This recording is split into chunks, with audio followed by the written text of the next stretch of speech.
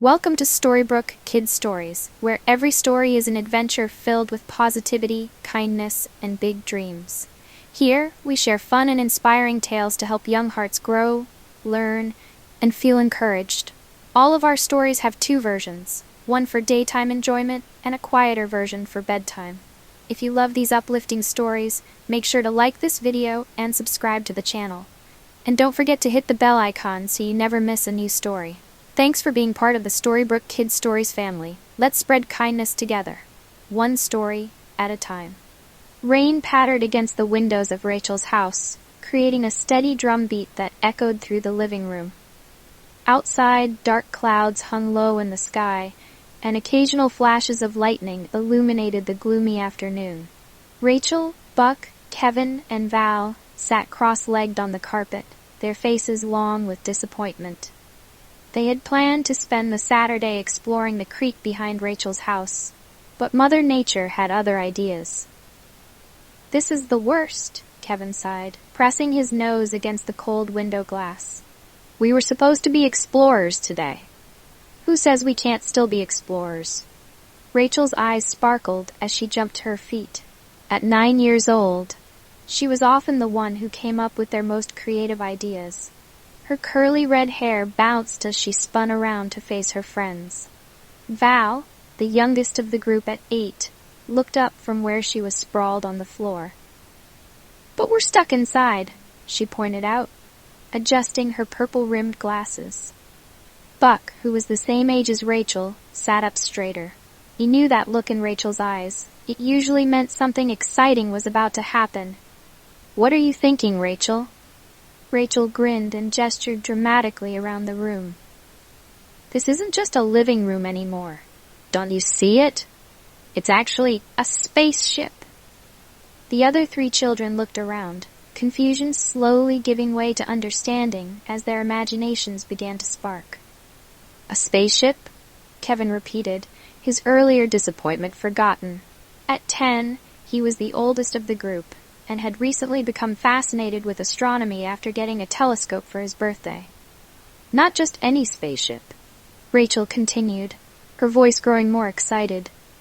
"It's the most advanced rocket ever built, and we're not just explorers anymore, we're astronauts. And we're going to Mars." The transformation was immediate. What had moments ago been just a regular living room suddenly became something entirely different through the lens of their collective imagination. The large sectional sofa became the ship's main control center, its cushions now covered in blinking lights and important buttons. The coffee table transformed into the navigation station, and the large TV screen on the wall became their main viewport into space. "I call being the pilot," Buck exclaimed, scrambling onto the sofa and grabbing a TV remote that had now become the ship's steering controls. "I'll be the science officer," Kevin declared, pulling out his notebook and pencil. "We'll need to take lots of notes about what we discover." Val jumped up and down with excitement. "Can I be the engineer? My dad's a mechanic, and he's teaching me all about fixing things." "Perfect," Rachel beamed. "And I'll be the mission commander. Every successful space mission needs a good leader to keep everyone working together."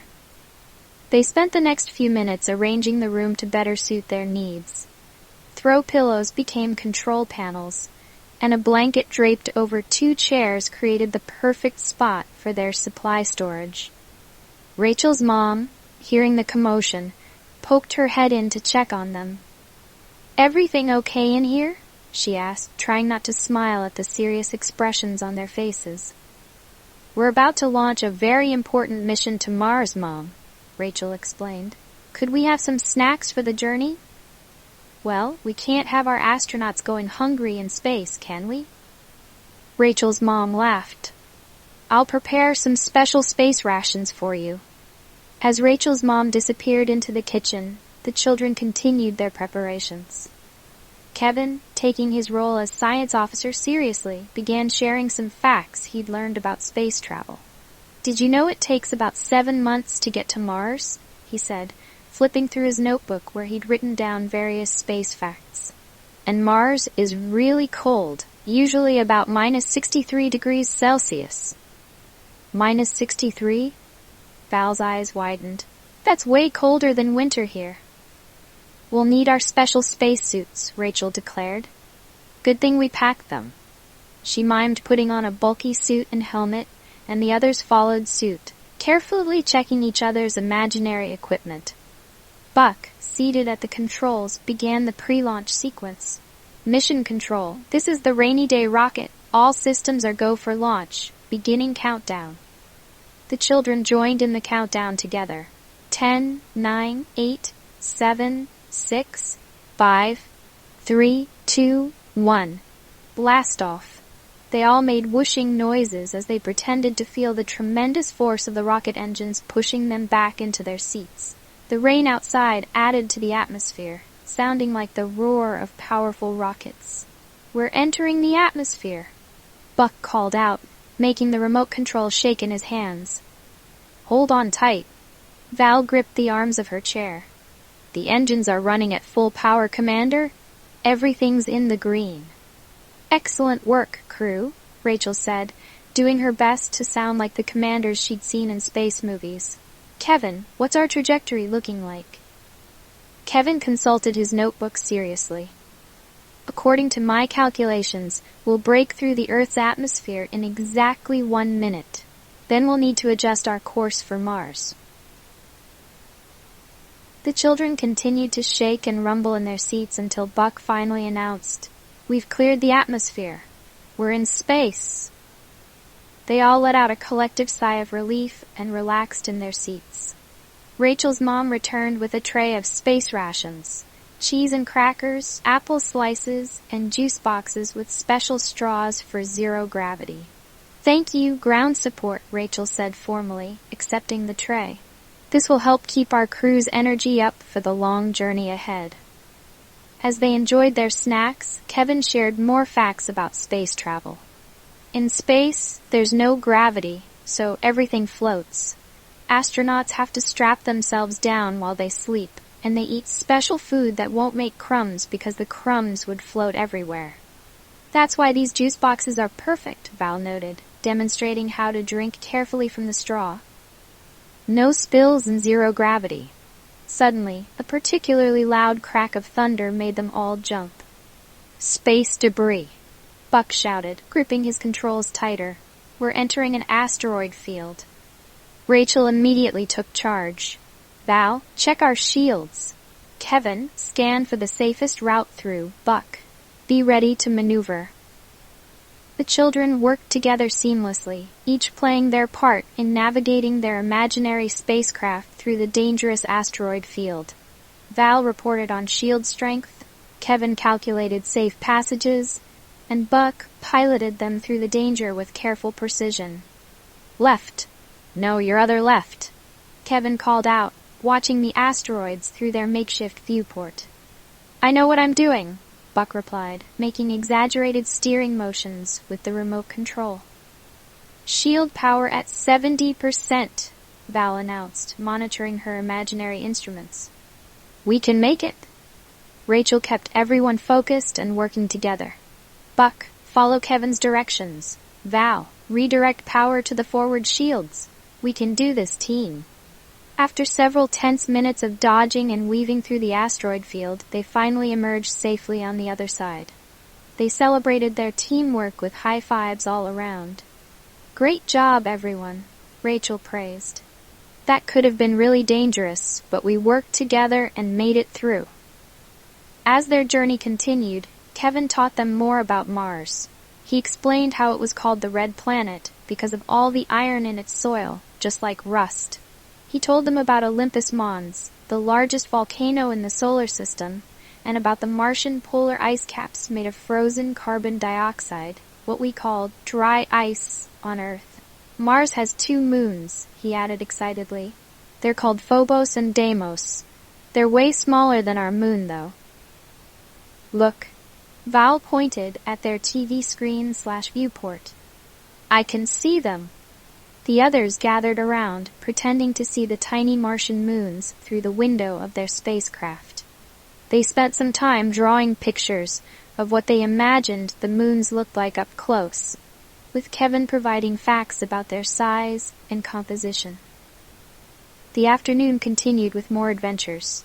They encountered a solar flare that required them to take shelter in their radiation bunker under the blanket fort, dealt with a minor mechanical issue that Val expertly repaired using her engineering skills, and had to navigate through a communication blackout where they could temporarily not contact Earth, coinciding with when Rachel's mom called them for a bathroom break.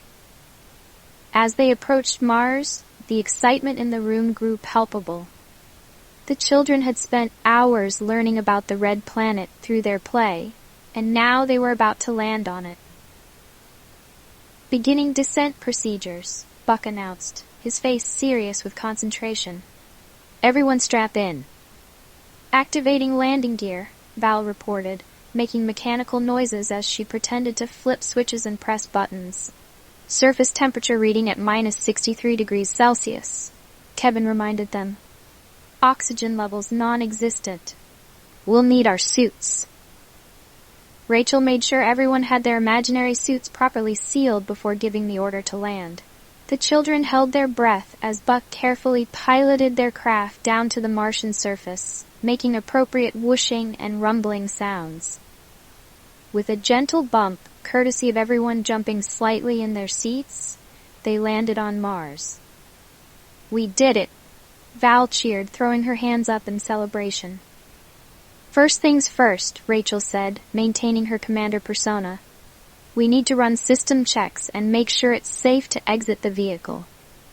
They spent the next few minutes going through their imaginary checklist, with Kevin reading out atmospheric conditions, Val checking their equipment, and Buck monitoring their surroundings through the cameras.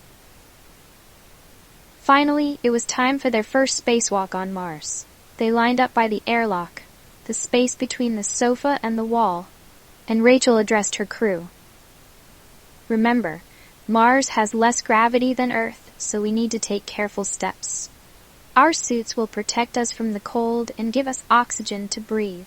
Stay within visual range of each other at all times, and if you see anything interesting, call it out to the group. Ready?" The others nodded eagerly. "Then let's make history," Rachel declared. "Opening airlock now." One by one, they stepped onto the Martian surface, the carpet, which they now imagined was covered in red dust. They moved in slow, exaggerated bounds to simulate the lower gravity, collecting samples, small toys and objects from around the room, and taking photos with their imaginary cameras. Kevin kept up a running commentary about what they were seeing, mixing fact with imagination. "Look at those red rocks. They're full of iron oxide. And over there, that could be evidence of ancient water flows." Val discovered an interesting rock formation, a particularly lumpy cushion, and called the others over to investigate. They carefully documented their find, with Kevin taking notes and making sketches in his notebook. Buck spotted something in the distance, the other side of the room, that looked like it might be ice. "Commander, permission to investigate?" "Granted," Rachel replied, "but be careful, and keep your radio contact open." As Buck bounced over to examine the ice deposit, the others continued their exploration. Val used her engineering knowledge to set up a pretend weather monitoring station, while Kevin collected soil samples and Rachel mapped out their surroundings. The afternoon wore on, and their exploration of Mars continued. They discovered ancient river valleys under the coffee table, set up a base camp, rearranging the sofa cushions, and even found what Kevin insisted might be fossilized bacteria, a peculiar pattern in the carpet. As the real sun began to set outside, casting long shadows through the rain-streaked windows, Rachel's mom appeared again. "Mission Control calling the Mars expedition," she announced. "It's almost dinner time. You'll need to begin your return journey soon." The children looked at each other, amazed that so much time had passed. They had been so engrossed in their adventure that they hadn't even noticed the rain letting up outside. "Roger that, Mission Control," Rachel replied. "Crew, Let's pack up our samples and prepare for departure. They carefully stored their specimens, returning all the toys and cushions to their proper places, took final photographs of their landing site, and made their way back to their spacecraft. The return journey was filled with excited chatter about everything they had discovered and learned. Kevin shared more facts about Mars, while the others added their own observations from their expedition. Val had drawn detailed diagrams of their base camp, Buck had created a map of their exploration route, and Rachel had written down their mission log. As they approached Earth, Buck guided their craft skillfully through re-entry. The rain had stopped completely by now, and the setting sun painted the sky in beautiful oranges and pinks. "Landing gear deployed," Val announced as they made their final approach. "All systems normal," Kevin confirmed, checking his notes one last time. With another gentle bump, they landed safely back on Earth. As they removed their imaginary spacesuits and stepped out of their rocket ship, Rachel's living room slowly transformed back to normal. But something had changed. They had all learned so much about space, about Mars, and about working together as a team. "That was the best rainy day ever," Val declared, giving Rachel a hug. "We should do this again." Buck agreed enthusiastically. "Maybe next time we can go to Venus, or Jupiter, or Saturn." "I learned more about Mars today than I ever did from my books," Kevin admitted, carefully putting away his notebook full of drawings and notes. Rachel looked around at her friends with pride. "We make a pretty good crew, don't we? And you know what? We didn't even need to go outside to have an adventure." As Rachel's mom called them for dinner, the four friends shared knowing smiles. They had traveled millions of miles, faced dangerous challenges, made amazing discoveries, and done it all without leaving the living room. More importantly, they had done it together, each contributing their own special skills and knowledge to make the mission a success. That night, as they all headed home, except Rachel, of course, they couldn't wait to tell their families about their incredible journey to Mars. And even though they knew it had all been pretend, somehow it felt real. Because the best adventures are the ones you share with your friends, even on a rainy day. The next time they met, Kevin brought his telescope, and they spent the evening looking at the real Mars in the night sky. It was just a small red dot among the stars, but to them, it was so much more. It was a place they had visited in their imagination, a world they had explored together, and a reminder that with a little creativity and a lot of friendship, any rainy day could become an amazing adventure. And as for their rocket ship, well, it was still there in Rachel's living room, disguised as an ordinary sofa, ready and waiting for their next mission into space. The end.